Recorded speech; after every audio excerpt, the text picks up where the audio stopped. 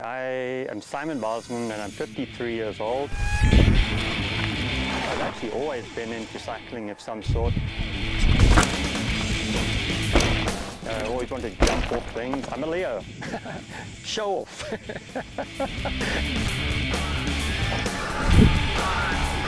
Started trail riding at a pretty young age, 9, 10 years old. Raced motocross for a while and then had a pretty bad accident back in the early 80s that almost eliminated me, and I decided I wanted to get something a little easier, I thought. And kind of got into the mountain bike scene when it was just basically ramping up as a sport. Actually, I think I was the first resident mountain biker here. Never did see anybody else biking when I first started. I just got hooked. It became awesome, and I realized that the sky was the limit as far as what you could do on a mountain bike. The style of riding I'm probably best known for, I'm more of a free rider, downhill racer. I think it was in 1996, I suppose. I won the Arizona State Downhill Series. It was a pretty small series, and I was like, whoa, that gave me a lot of confidence. Anyway, the next year I actually got sponsored, ended up being a national champion in 1998 as an expert. Anyway, so I became national champion. 2004, some friends of mine were going to Big Bear. Asked me if I wanted to come along, and yeah, what the heck. I just went. I had no expectations. I just went to race to have fun. I didn't know that it was a national US team qualifier.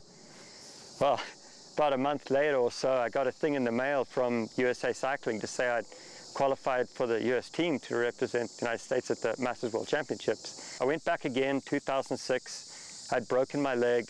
Once they took the full leg cast off, they put the knee down. I started riding again. I put a bike tread on the bottom of my cast. The doctor was freaking out, and told him I was going to do this race. He's like, dude, you can't do the race. I did the race.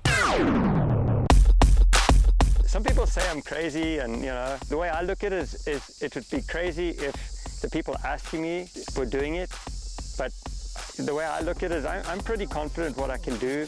It would be crazy if I did it with their skill, perhaps, but I'm always pretty confident. I don't ever go into anything pretty much thinking it's kind of a long shot.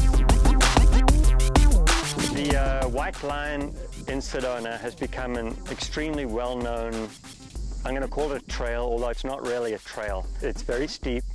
It's got a lot of exposure. And I think the first person to do it was Chewy Aitken, who was raised in a European circus. That might tell you something. And then I came along and kind of did something a little different, because you'd always had to just do the white line, come out, and then you'd hike back out again. Well, I kind of looked at it with a kind of a different eye, downhill eye, and I looked down the cliff, and I was pretty sure that it was rideable, kind of, I think. So I did it. I actually did it on my own the first time and made it happen. So I've subsequently done it probably 10, 15 times now. I've promised my wife I won't do it anymore because it's kind of a numbers game. There's a pretty big sized cliff there.